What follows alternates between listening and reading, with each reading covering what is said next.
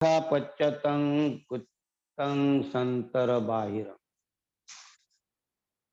धम्मपद में कहते हैं नगरं यथा पच्यन्तं गुत्थं संतर बाहिरं। संतर बाहिरं अर्थात अंदर बाहर। गुत्थ गुत्तं संतर बाहिरं, गुत्थं माने रक्षा करना। तो नगर यथा पंचतं पच्यन्तं अर्थात पच्यंत का अर्थ होता है सीमा, हद, सरहद। जैसे कि सीमा होती है किसी गांव की सीमा, किसी राज्य की सीमा, किसी देश की सीमा, हद कहते हैं हम उसको, या सीमा कहते हैं। तो नगर के भीतर या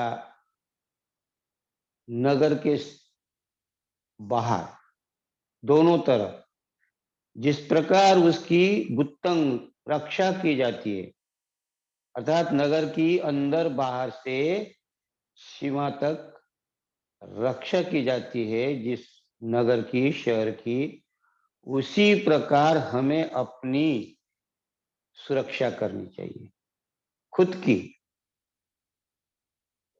और खुद की हम लोग रक्षा नहीं कर पाते, और इसीलिए बुद्ध कहते हैं कि खुद की रक्षा करना, खुद को मजबूत करना, किसी भी प्रकार की अगर मुसीबत आती है, कठिनाई आती है, तो उसका सामना करते करते हमें वो शक्ति निर्माण करना चाहिए कि वो सामना कर सके हम उस आने वाले विपदा का, आने वाला धोखा, संकट का।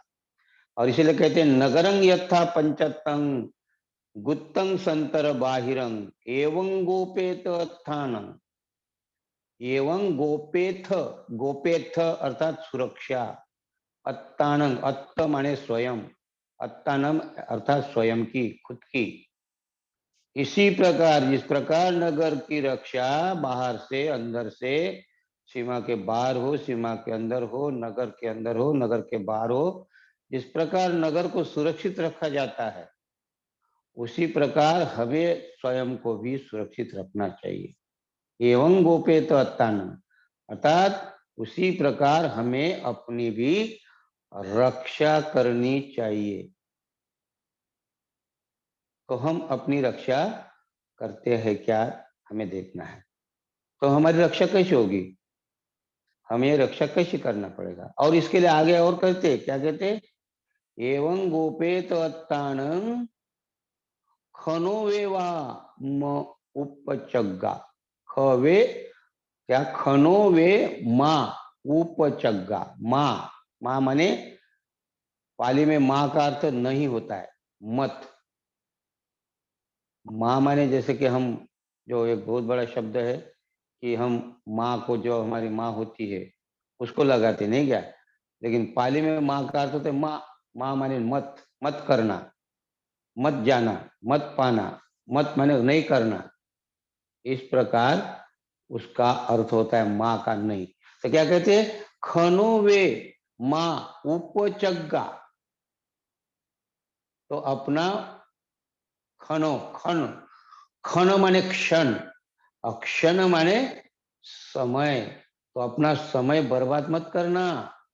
क्या कहते, बुद्ध अपना समय बर्बाद मत करना, क्योंकि खुद की रक्षा करने के लिए आप नगर से अंदर बाहर के समान ही अपनी रक्षा करना। और इस रक्षा करने के समय कल करूंगा, परसों करूंगा, ऐसे टालना मत, मत टालना। क्षण को गंवाना ही मत, इसीलिए खुद की रक्षा करने के लिए। और खुद की रक्षा फिर कैसी होती है, जैसे नगर की रक्षा करते हैं। नगर में बाहर जो शत्रु है हमारा, बाहर का शत्रु कौन सा है, बाहर का शत्रु है दुश्मन। कोई हमारे राज्य में, हमारे राज्य में कोई आक्रमण ना कर दे। हाँ? क्योंकि हर कोई राजा या जो भी गांव नगर होता है, वो इसलिए उसे डर लगा रहता है कि कोई हमारे ऊपर आक्रमण ना कर दे और हमारा राज्य छीन ना ले। इसीलिए वो क्या करता है, अपने पहरेदार लगा के रखता है, सीमा पर भी लगा के रखता है और सीमा के अंदर अर्थात नगर के अंदर भी। लेकिन कभी कभी क्या होता है, बाहर के शत्रु के लिए तो हम पहरेदार आदि रखते हैं और तैयारी में रहते हैं, और वो शत्रु दिखाई भी देता है, उसको हम अ, उसके ऊपर कार्य भी करते हैं। तो बाहर का शत्रु दिखाई देता, लेकिन बुद्ध कहते अंदर का शत्रु बड़ा खतरनाक है, वही नहीं दिखाई देता। और बुद्ध कहते हैं ये अंदर का शत्रु बड़ा खतरनाक होता है। हमारे भारत में अगर देखा जाए तो आज हमारी स्थिति कैसी है? आज अगर हमें देखें, भारत के बाहर अर्थात सुरक्षा गार्ड वगैरह सब कुछ है, रक्षा कर रहे भारत की, है ना? लेकिन भारत के अंदर क्या हाल है? भारत हम सुरक्षित है क्या? अगर देखा जाए तो भारत के भीतर हम राज्य के भी, हमारे देश के भीतर सुरक्षित है क्या? हाँ, कोई हमारी यहाँ की महिला सुरक्षित है क्या? शूद्र जिसको कहते अनटचेबल सुरक्षित है क्या? मुसलमान सुरक्षित है क्या? जो संप्रदाय के अन्य संप्रदाय के है वो सुरक्षित है क्या? अगर देखा जाए तो सुरक्षित नहीं है। एक वर्ग को सताया जाता है, और वो सर वर्ग हमें मालूम है, जो जिसको हम शेड्यूल कास्ट कहते हैं। शेड्यूल का अर्थ होता है लिस्ट, लिस्ट अर्थात ये जो कास्ट की लिस्ट है ना, उसके अनुसार वो देखते हैं और कितना प्रताड़ित होता है। अर्थात ये शहर के भीतर, नगर के भीतर या देश के भीतर जो सुरक्षित है क्या लोग, ऐसा ही ये सुरक्षा बड़ी महत्वपूर्ण है। अगर भीतर सुरक्षित अगर है तो बाहर भी सुरक्षित हो सकता है। वज्जी देश का हमें अगर उदाहरण देखा जाए, वज्जी देश का अगर देखे तो पहले भीतर वो सुरक्षित था, एक दूसरे के साथ में उनका बहुत ही अच्छा तालमेल था। वो अपना घर द्वार, जो घर है, कार्य काम में जाया करते थे, तो घर में कुंडी नहीं लगाते थे, खुला घर छोड़कर जाते थे। इतना एक दूसरे के ऊपर विश्वास था, कोई चोरी नहीं, कोई चाड़ी नहीं होता था, किसी माँ अबलाओं की इज्जत नहीं लूटा जाता था। इतना वज्जी छोटा सा देश होकर भी बड़ा अच्छा, और वहां लोकशाही था, वहां तानाशाही नहीं था, लोकशाही था। तो उस राज्य को, छोटा सा राज्य था जैसा भूटान है, उस प्रकार का उस समय का वज्जी देश था। और इतना अंदर से सुरक्षित था, तो बड़े बड़े राज्य के राजा लोग, सम्राट उसके ऊपर आक्रमण करते थे। लेकिन फिर भी छोटा सा राज्य होने के बावजूद भी वो कभी किसी को नहीं हरा। इसीलिए वज्जी देश की मिसाल दी जाती है।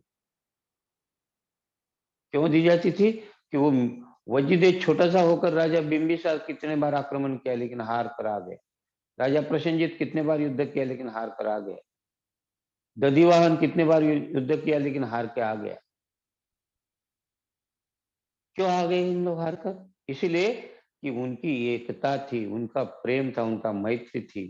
वो भीतर, राज्य के भीतर कोई कोई बर्बादी नहीं थी। हाँ, एक दूसरे के प्यारे थे, एक दूसरे के साथ में उनका लगाव था, वो इसीलिए सुरक्षित था। आज हमारा देश देखिए, वही देश है, वही भारत देश है, वही भारत देश का वज्जी देश था।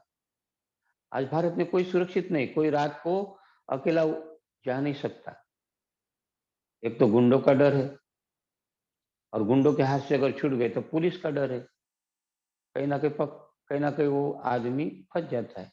कोई सुरक्षित नहीं। क्यों? कि ये कारण क्या है, इसका कारण खोजना जरूरी है। और अन्य, और इसलिए कहते हैं कि आज ही नहीं, मैं तो किसी ने कहा आज का नहीं, कल का भी जमाना जो था बहुत खराब था। ये क्या कहते हैं? पुराना जनामा पुराना जमाना जो था, बुद्ध के काल से लेकर अगर देखा जाए तो कितना खराब था। लेकिन धीरे धीरे धीरे उसके ऊपर कार्य करते करते बहुत ही अच्छा देश था, एक सुवर्ण युग, सोने की चिड़िया कहा गया है इस देश को। इस देश को उस राज्य में सोने की चिड़िया, इस भारत देश को सोने की चिड़िया कहा गया था। और आज उसका नाम भी नहीं लेते, कहते हैं सोने की चिड़िया देश है, लेकिन किसके कारण था ये नहीं बताते। और फिर इन लोगों ने जबरदस्ती किया। जो बौद्धों का राज था यहाँ, बहुत ही अच्छा था। ऐसा कि पाखंडियों के पाखंड से, पाखंडियों के पाखंड को आफत की पुड़िया कहते हैं, इसलिए पाखंडियों के पाखंड को आफत की पुड़िया कहते हैं। और बुद्ध के मैत्री को ही विकास की सीढ़ियां कहते हैं। अगर वक्त मिले तो इतिहास खोलकर देखना, क्योंकि बौद्धों के राज्यों में इस देश को सोने की चिड़िया कहते हैं। लेकिन बाहर से आ गए पाखंडी, कहां से आए दुश्मन, और उन्होंने जबरदस्ती करना शुरू कर दिया। इस भारत देश के अंदर फूट डालना शुरू कर दिया और जबरदस्ती करना शुरू कर दिया। जबरदस्ती किसने सिखाई? आज आप रोड से जाते हैं, कहीं भी रोड से जाते हैं, कहीं भी जाते हैं, तो क्या करते हैं, शॉर्टकट किधर से है, तो वो रोड का जो नियम है उसको तोड़कर कहीं से भी गाड़ी घुसाड़ देते हैं। यू टर्न नहीं लेते हम, कहाँ से जगह है, उल्टा ही चलते, उधर से इधर से भी जाते लोग और उधर से भी आते। उनको उल्टा जाना अच्छा नहीं लगता, यू टर्न मारना अच्छा नहीं लगता। ये जबरदस्ती है कि नहीं?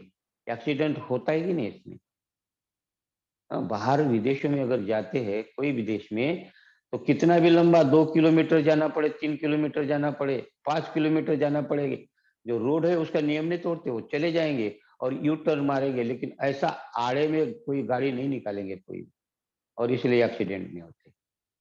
लेकिन भारत में जबरदस्ती होती है, कहीं से भी रास्ता निकाल देते और और एक्सीडेंट होता है। और एक्सीडेंट जो बड़ी गाड़ी होती है उसको भुगतना पड़ता है, छोटी गाड़ी वाले का नहीं, और फिर केस चलती है। तो ये भारत में जबरदस्ती कहाँ से आई, ये घुसखोरी कहाँ से आई? सबसे ज्यादा अगर इनाम अगर मिल जाएगा तो भारत देश को मिलेगा घुसखोरी का, सबसे ज्यादा भ्रष्टाचार। ऑफिस में जाइए ना, कोई भी, बिना आपको घुस दिए आपका काम ही नहीं होता। अगर नहीं घुस दिए तो आपको एक एक महीना, दो दो महीना आपको चक्कर लगाना पड़ता है, और इसीलिए आपको क्या करना पड़ता है, वहां कुछ ना कुछ घुस देना पड़ता है, तो आपका ये जो 4 महीने लगता वो 2 दिन में काम हो जाता है। ये भारत का हाल है। क्यों हुआ ऐसा?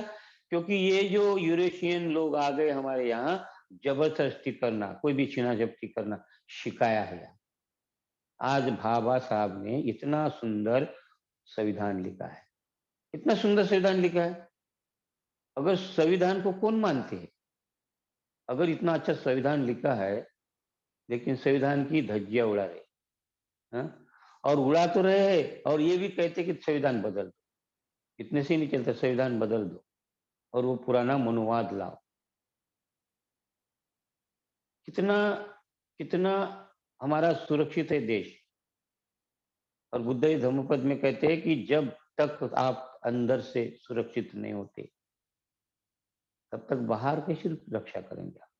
और इसलिए कहा, नगरं यथा पच्चतंग गुत्तंग संतर बाहिरं एवं एवं गोपेथ। गोपेथ माने गोप, गोप माने रक्षा, गोपेथ माने रक्षा करना।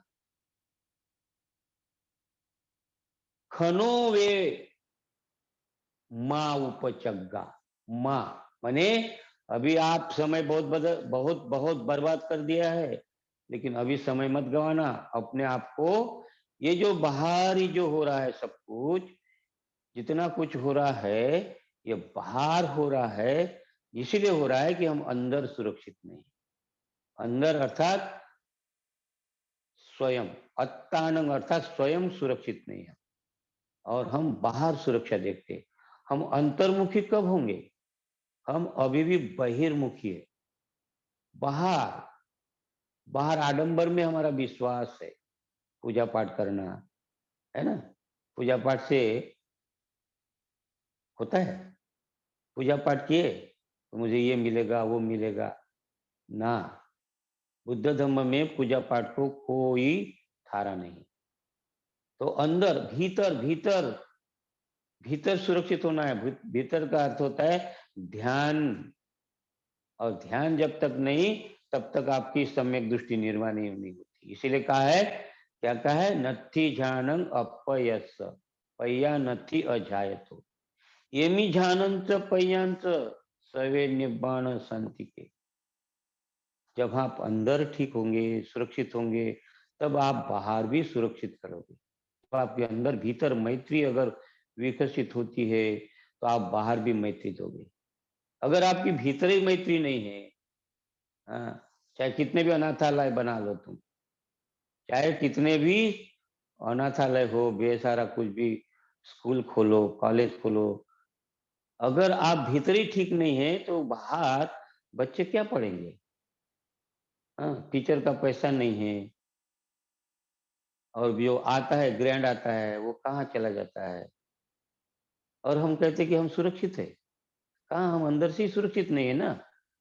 दूसरों का खाने के लिए लगे, अगर बच्चे के नाम से आता है अनाथा अनाथाश्रम लीजिए, या अनाथालय खोलते लोग, हॉस्टल खोलते हैं, और बच्चों को खाने के लिए अगर देखे, अगर उसका, अगर आप जायजा लीजिए, तो पता चलेगा वो जो सब्जी के नाम से पानी मिलता है, पानी, ना नमक का ठिकाना, ना मिर्च का ठिकाना रहता है।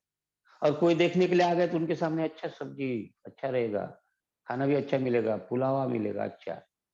लेकिन फिर 31 दिन में से 30 दिन तक उनको क्या मिलता है उसमें?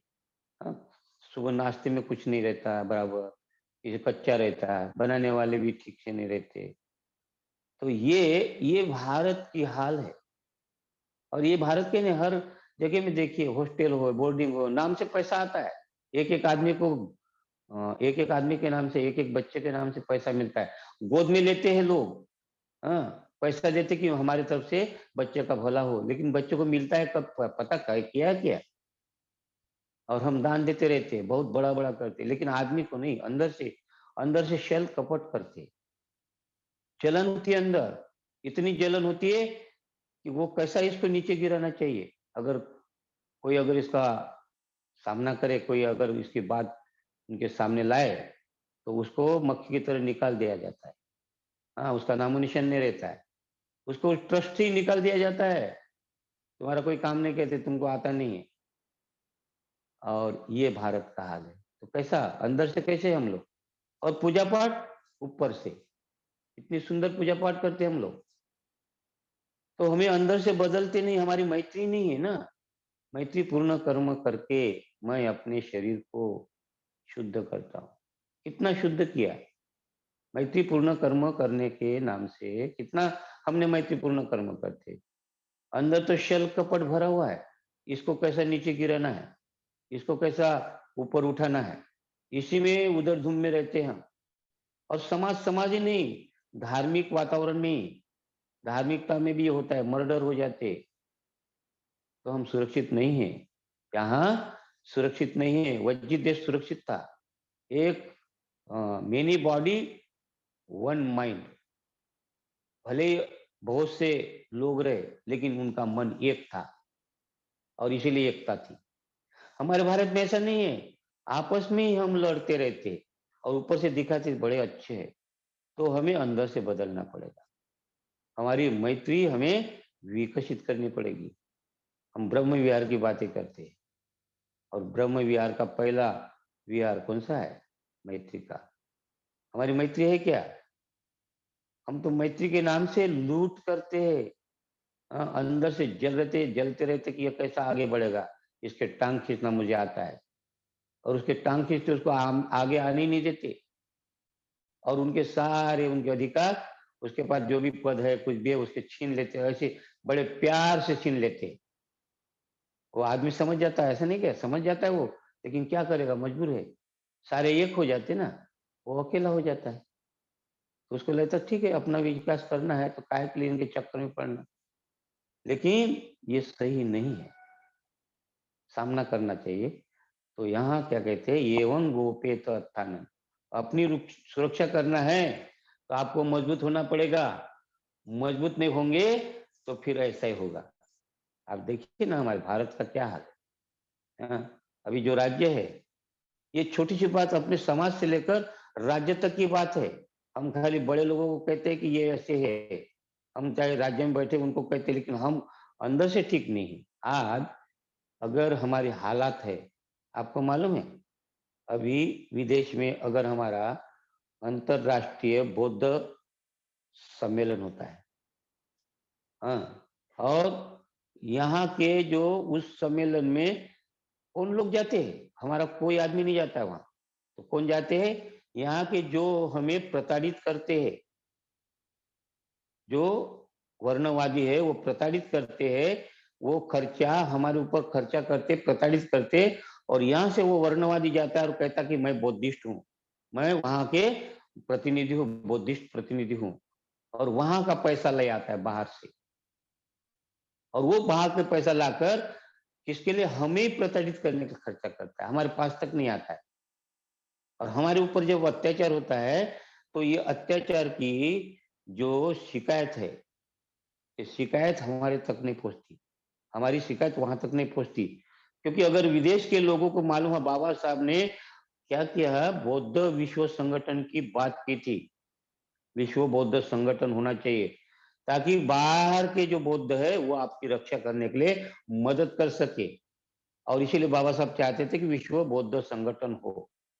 और जब यहाँ हम हमारी बात यहाँ रखने के लिए जाते हैं, तो कौन रखता है? वही वर्णवादी जाते हैं, और वहां वहां उन्हें पता नहीं कि बौद्धों पर अत्याचार हो रहा है। क्योंकि वहां अगर कोई जाता है तो कहता है दलितों पर अत्याचार हो रहा है, बौद्धों का नाम नहीं लेते। और हमें एक हिंदू धर्म का भाग मानकर वो दलितों का है कहते हैं, हमारा अंदर का मामला है, ऐसे ही वो वर्णवादी जाकर वहां रिपोर्ट देते हैं। और बौद्ध देशों को पता ही नहीं चलता है कि भारत के बौद्धों पर अत्याचार हो रहा है। ये क्यों हो रहा है? क्योंकि हम सुरक्षित नहीं है, हमारा कोई ऐसा होनहार कोई अभी तक नहीं मिला, ताकि हमारी रिपोर्ट वहां बौद्ध करके बनाकर दे सके। और ये क्यों होता है कि हम अंदर से मजबूत नहीं है, हम अभी भी एक शेड्यूल कास्ट कहते हैं या बौद्ध कहते हैं अपने आप को, तो बौद्ध बौद्धों में एक नहीं है। कितने पार्टियों में, कितने पक्ष में हम बढ़ चुके हैं। हाँ, रिपब्लिकन पार्टी है तो उसका भारतीय बौद्ध महासभा के साथ तालमेल नहीं, भारतीय बौद्ध महासभा है तो उनका समता सैनिक दल के साथ तालमेल नहीं, और समता सैनिक दल का बीएसपी के साथ तालमेल नहीं, किसी के साथ किसी तालमेल नहीं, अपनी अपनी डपली बजाने की कोशिश करते, एक आदमी का फायदा होता है। क्या हुआ? राष्ट्रपति इतना बड़ा कोविद नाम का था, हाँ, कितना भला किया है, कितना, जिसके कारण वो राष्ट्रपति बना, किसके कारण बना? बाबा साहब के कारण बना। क्यों बना? क्योंकि संविधान के कारण बना। संविधान नहीं होता तो नहीं चांस मिलता उसका, ये वर्णवादियों ने उसको चांस नहीं दिया। हाँ, वो बाबा साहब ने चांस दिया अगर देखा जाए, लेकिन उसने किसका भला किया? अपना भला किया, अपना स्वार्थ, अपना अपने स्वार्थ तक सीमित रहा। और इसीलिए हमें ये समझना पड़ेगा, क्योंकि हमें अंदर से मजबूत नहीं होने के कारण ये दुर्दशा है। एक आदमी अगर ईमानदार होता है, बाबा साहब एक ही ईमानदार थे, सारे भारत के इतिहास में अगर देखा जाए तो एक ही आदमी था, प्रामाणिक था, ईमानदार था, एक पैसा इधर का उधर नहीं किया उन्होंने। और इसीलिए हम आज इस स्थिति पर है, आज इतना संविधान, आज इतना सहूलत पर, आज इतना बोल सकते, वो एक आदमी के कारण। ऐसे एक आदमी अगर हमारे पास में, एक एक आदमी अगर तैयार हो जाता है, क्योंकि वो अंदर से ठीक थे। बाबा साहब बोधिसत्व कहते हैं ना उनको हम, एक अंदर से ठीक था वो। कितने सहा कितने अपमान सहने पड़े उनको, लेकिन वो अंदर से ठीक थे, प्रामाणिक थे, ध्यान करते थे, आचरण करते थे। कोई कह नहीं सकता था आपके जीवन में, किसी ने कहा नहीं कि बाबा साहब ने अमुक अमुक गलत कार्य किया है। हाँ? एक दारू की, और एक दारू के शराब को एक बूंद भी उनको छू नहीं सका। हाँ, विदेश में पढ़ने के बाद भी, और पढ़ाई होने के बाद भी, कोई ऐसा, कोई कोई उनके ऊपर उंगली उठा दे कि पंचशील के दायरे के दायरे के बाहर, कोई पंचशील का कोई आचरण नहीं छोड़ा बाबा साहब ने। एक आदमी अगर इसको बदल सकता तो हम भी बदल सकते। और इसीलिए यहाँ कहते हैं कि खनो वे माँ उपचग्गा, हमें अपना क्षण को नहीं बनाना, गंवाना चाहिए। संत कबीर कहते हैं कि कल करे सो आज कर, आज करे सो अब। हाँ, वो क्यों कहते हैं? क्योंकि हम ये छोटी सी बात करके दोहा कहकर छोड़ देते हैं। हमें तो अपना विकास अगर करना है तो हमको ये गाथा जो दोहे है इसके ऊपर विचार करना पड़ेगा, मंथन करना पड़ेगा। ऐसा कबीर को क्यों कहना पड़ा? बुद्ध की ये बात कबीर ने कही, ये इस बात कही जो मैं कह रहा हूं।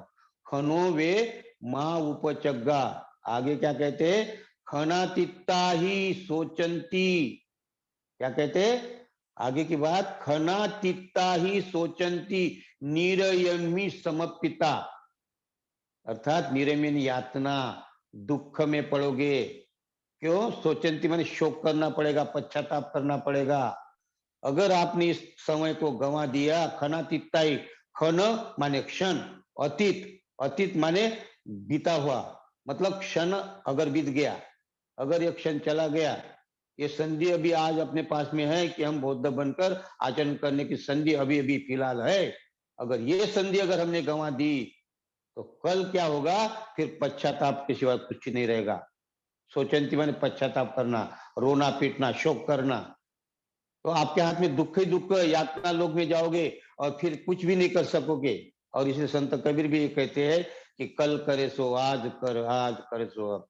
तो पल में प्रलय होगा तो बहुर करेगा कब, है ना? ऐसे ही कहते हैं ना संत कबीर। क्यों कहते हैं? इसलिए कहते हैं कि समय अपने पास में है, उसको मत गंवाना, तो उसके लिए ध्यान में लगाओ, आचरण में लगाओ। और ये अगर हम आचरण से लेके एक आदमी का तैयार हुआ, हम तो अंदर से कार्यक्रम तो होते ही है, लेकिन हमें हमें तो ये हमारे अंदर क्यों है ऐसा? हम दो बात में फंसे हुए हैं। बुद्ध कहते हैं कि दो बात में फंसे हुए हैं तुम। मैं तो निकल गया, बुद्ध कहते मैं तो निकल गया बाहर, लेकिन तुम अभी भी उसमें फंसे हो। वो दो बातें कौन सी है? एक है अभूतवादी निरयम उपेति। अभूतवादी, अभूतवादी माने असत्यवादी, यानी आप असत्य का ही बोलबाला है, असत्य का ही पोपवना करते हो। और आप भी बौद्ध हो तो क्या हो गया? अगर आप असत्यवादी नहीं है, क्या कहते हैं? अभूतवादी निरंग उपेति, निरंग माने यातना लोक में दुख में ही जाओगे। यूं चापी कत्वा न करो मिति चाहम। दूसरी बात कहते हैं, पहले तो एक असत्यवादी हो तुम, अर्थात असत्यवादी। और दूसरी बात कहते हैं कि यूं चापी कत्वा न करो मिति चाहम, और जो नहीं, जो करते हो उसको कहते कि नहीं मैंने नहीं किया। एक तो असत्यवादी हो और कहते कि मैंने नहीं किया। अगर जो भी काम करते हैं तो उसको कहते मैंने नहीं किया। बहुत बड़ी शिक्षा है यहाँ बुद्ध की। तो शाश्वतवाद और उच्छेदवाद, ये दो बातें में हम फंसे हुए हैं। शाश्वतवाद अर्थात जो भी है वो हम पक्के दृष्टिकोण बना के रखे। आत्मवाद कहते हैं उसको, नियतिवाद कहते हैं, नसीबवाद कहते हैं। कहीं ना कहीं नसीबवाद में फंसते हम, कहीं ना कहीं आत्मवाद में फंसते, जड़वाद में फंसते, पुस्तकवाद में फंसते। ये कहीं ना कहीं ये वाद में फंसते, इसको शाश्वतवाद में। पति है तो पति को लगता कि मैं पति हूँ, पत्नी है तो पति को लगता है मैं पत्नी हूँ। हम शाश्वतवादी है। भले हम कहते हैं कि ये मेरा लड़का है, हाँ, ये मेरा पिता है, ये मेरा भाई है, हाँ, ये इसी में वो मेरा नौकर है। ये जो पक्का दृष्टिकोण, ये शूद्र है, हाँ, ये क्षत्रिय है, ये ब्राह्मण है। ये वाद है ना, इस वाद में हम फंसे। तो हमें इस वाद से कब निकलेंगे हम? और दूसरा वाद है उच्छेदवाद, नर्वसवाद, निराशा हो जाती। अगर हमें कुछ हासिल नहीं होता है तो हम आत्महत्या कर लेते। हमें अगर कुछ नहीं होता है, घर में झगड़ा होता है तो हम निराश हो जाते। ये दो वादों में फंसे हैं, और बुद्ध कहते हैं दो ही वादों में फंसे हैं, इसलिए आप लोग बाहर निकलो इससे, खुद को मजबूत बनाओ। अत्तानंग गोपेत, अत्तानंग मतलब खुद को मजबूत बनाओ। नहीं तो फिर हमेशा दुख में पड़ते रहे, सड़ते रहोगे, कहते बुद्ध। क्या कहते हैं? यो चापी कत्वा न करो मिति चाहंग। और ये जो दो बातें हैं तो अभी नहीं करने, जो करते हैं उसको नहीं करना कहते। मतलब मान लीजिए मैंने हिंसा करते हैं, मैत्रीपूर्ण, हम लोग कहते हैं पंचशील। हिंसा नहीं करूंगा, हिंसा करते और कहते नहीं मैंने हिंसा नहीं की। चोरी करते हैं बोलते मैंने नहीं चोरी की। व्यभिचार करते हैं बोलते मैंने व्यभिचार नहीं किया। और झूठ बोलते हैं बोलते मैं झूठ नहीं बोला। और नशा पान करते बोलते नहीं नहीं नशा नहीं किया। तो जो करते हैं उसको नहीं करते कहते हम। और असत्यवादी, असत्यवादी का मतलब क्या होता है कि जो नहीं है उसका बखान करना। अर्थात अभूतवादी का अर्थ है जो नहीं है, जो हुआ ही नहीं है उसका बखान करना, और जो है उसको टालना, उसको बाहर रखना। तो अभूतवादी का अर्थ क्या होता है कि जो नहीं है, जो नहीं है अस्तित्व में, अर्थात अस्तित्व में क्या नहीं है। अगर जैसा समझो कि आप बॉम्बे गए, यहाँ से भी बॉम्बे गए और बॉम्बे कोई गया नहीं, तो वहां से आकर बहुत बखान करते कि बॉम्बे ऐसा है, मुंबई ऐसी है, ऐसा है, बहुत कुछ बताते, उसका इतना सारा बात बताते। क्योंकि यहाँ से गए नहीं कोई, तो उनको आप बता देते हो। लेकिन वहां तो है ही नहीं वहां कुछ, तो उसकी बात करते हैं। हाँ, दिल्ली में अगर यहाँ से हम दिल्ली गए तो कुछ बातें वहां के देख कर आएंगे, तो यहाँ के लोग को बताएंगे अरे ऐसा है वैसा है, बहुत नमक मिर्च लगाकर। हालांकि वहां रहता ही नहीं कुछ ऐसा। तो ये सदियों से चल रहा है। बुद्ध कहते हैं कि ये अभूतवादी, ये जो है, जो ईश्वर नहीं है, ईश्वर है, ईश्वर है, ईश्वर है, ईश्वर है, लगाई रटंत, जो है ही नहीं अस्तित्व में, अभूतवादी है। ऐसे असत्यवादी लोग हैं और उसका बखान करते रहते हैं। और आत्मवादी, आत्मा नहीं है, आत्मा नहीं है ना, लेकिन आत्मा है, आत्मा है, आत्मा की शांति करना है। तो जो नहीं है अस्तित्व में उसका बखान करते हैं असत्यवादी, अभूतवादी। तो हम ये दो इसमें चक्कर में फंसे हुए हैं कि जो नहीं है उसका बखान करते हैं, और जो किया है उसको नहीं किया कहते हैं। और इसे शाश्वतवाद और उच्चवाद में फंसे रहते हैं हम। तो कब निकलना है बाहर? बाहर हमें देखना पड़ेगा। हम सुखी क्यों नहीं, हमें ध्यान क्यों नहीं होता? बुद्ध के समय श्रोतापन्न क्यों होते थे? सकृतागामी क्यों होते थे? अनागामी क्यों होते थे? औरत क्यों होते थे? आज हम श्रोतापन्नी नहीं बन पा रहे। क्यों नहीं बन पा रहे? क्योंकि हमारे जबान में, हमारे जबान में क्या है? लगाम नहीं है कहते हैं, नहीं क्या? और इसीलिए हम बुद्ध समझ नहीं पाए, धम्म को समझ नहीं पाए, संघ को समझ नहीं पाए। तो खाली ऊपर ऊपर ही पूजा करके नहीं चलेगा। अत्तानंग अर्थात स्वयं को अगर सुरक्षित करना है तो ध्यान करना पड़ेगा, आचरण करना पड़ेगा, अध्ययन करना पड़ेगा और संपर्क करना पड़ेगा। ये चार बातें ध्यान में रखना है। ध्यान करना पड़ेगा, अध्ययन करना पड़ेगा, आचरण करना पड़ेगा और लोगों से संपर्क करना पड़ेगा। घर के बाहर अगर नहीं निकलेंगे तो संपर्क कैसा होगा? अगर आपको वर्ग में आने के लिए कहते तो आप घर की समस्या बताते हो। तोड़ के जाना पड़ेगा ना घर की समस्या, वो तो रहेगी, वो आएगी, आज नहीं कल नहीं कभी नहीं, वो कभी नहीं। पैर निकाल लो बाहर, समस्या खत्म। लेकिन हम निकलते नहीं, पहली समस्या करते मुझे क्या कहेगा, हाँ मेरे पिताजी क्या कहे, मेरी पत्नी क्या कहेगी, मैं अगर धम्म वर्ग में जाऊं तो मेरी पत्नी क्या कहेगी, पत्नी को लगता है मेरा पति क्या कहेगा, और फिर आसपास के लोग क्या कहेंगे। तो ऐसा नहीं है, बहुत बड़ी बड़ी पूजा करे अगर हमने, बहुत ही बड़े बड़े, हाँ बहुत ही वंदना की है, कुछ पूरा क्या बोलते सूत्र, 10-12 जो सूत्र है ना, महामंगल सूत्र, महामंगल गाथा, अष्टमंगल गाथा, रतन सूत्र, बुद्ध पूजा, त्रिरत्न वंदना, ये सब लिए तो आप क्या, वो उससे आशीर्वाद मिलेगा? कुछ नहीं होगा। कंठस्थ करने से कुछ नहीं, पूरा धम्मपद कंठस्थ कर लो, पूरी पूजा कंठस्थ कर लो, लेकिन कुछ नहीं है। उसको कहते हैं शेरवानी पहनने से कोई नायक नहीं होता, और आ करने से कोई गायक नहीं होता। वो ज्यादा लग रही है, पता नहीं क्यों। आ करने से कोई गायक नहीं होता और शेरवानी पहनने से कोई नायक नहीं होता। फनकार तो वो है जो जनता को बदल दे।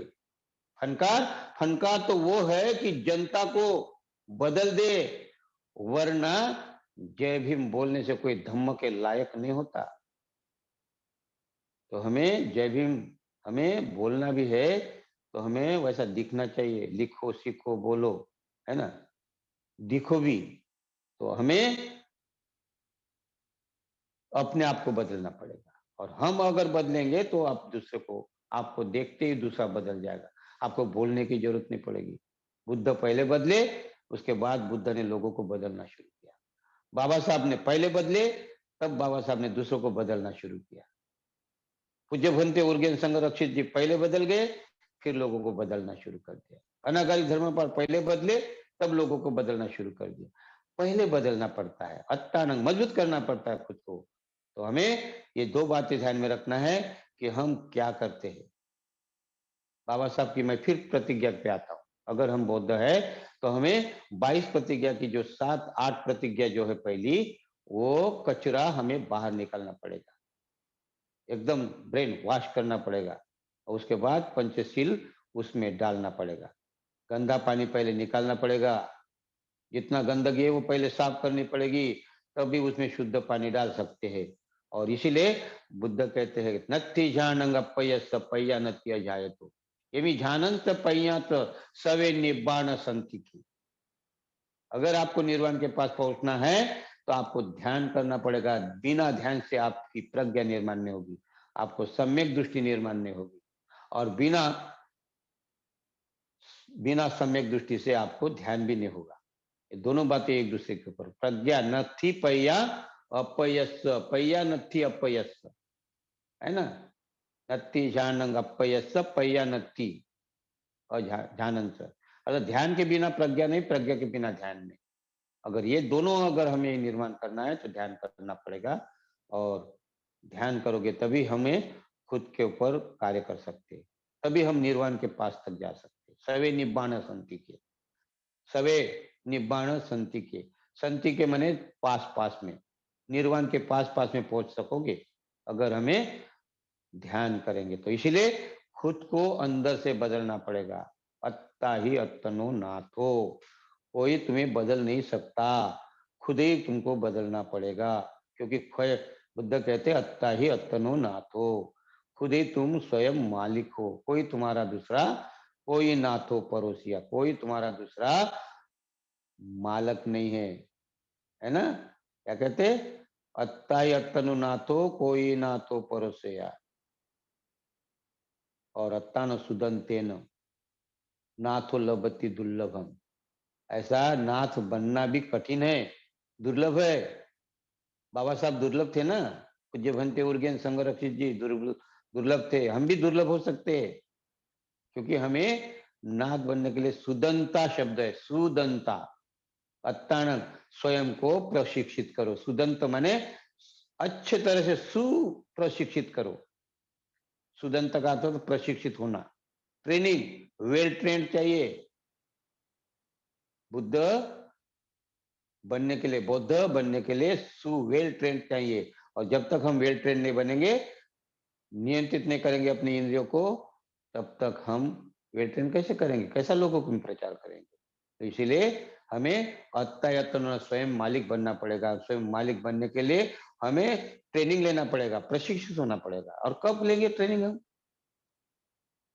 तो इसीलिए हम अपने आप पर कार्य करना पड़ेगा। जब तक हम अपने आप पर काम नहीं करेंगे तो हमारा हमारा विकास नहीं होगा, और लोग तो फिर दबाएंगे।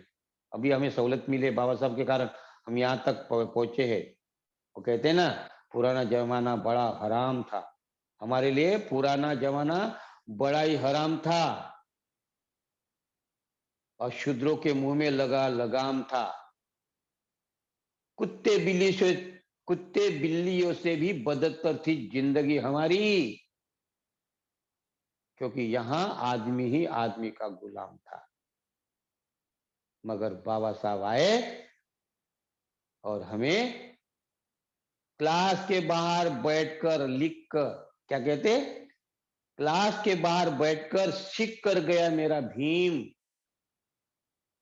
क्लास के बाहर बैठकर सीख कर गया मेरा भीम, और बंजर जमीन में फसल धम्म की सींच कर गया मेरा भीम। और ये पाखंडी वर्णवादी मनुवादी देखते ही रह गए, और इस भारत देश का संविधान लिख कर गया मेरा भीम। इतना बड़ा काम किया हमारे लिए, तो भी हम उनके कारण आज यहाँ बैठे हैं। तो हमारा कार्य इतना नहीं है सहूलत लेना, हमें भी कार्य में लगना है। बाबा साहब ने उसके भी आगे लेकर गए मंदिर, बुद्ध विहार की तरफ उंगली दिखाई उन्होंने कि वहां है तुम्हारा। तो आए हम उस बुद्ध विहार में, हम बुद्ध को दर्शन करना है, हमें बुद्ध समझना है, स्पष्टता नहीं है तो हमें स्वयं को जानना पड़ेगा, स्वयं पर कार्य करना पड़ेगा, ध्यान करना पड़ेगा, दूसरा आचरण करना पड़ेगा, तीसरा अध्ययन करना पड़ेगा और चौथा संपर्क करना पड़ेगा। ये 4 बातें ध्यान में रखना है। तो बहुत-बहुत धन्यवाद, आपने सुना। आपके अंतर्मन को प्रणाम करता हूँ और यहीं रुकता हूँ। सबको मैत्री पूर्ण जय हिंद।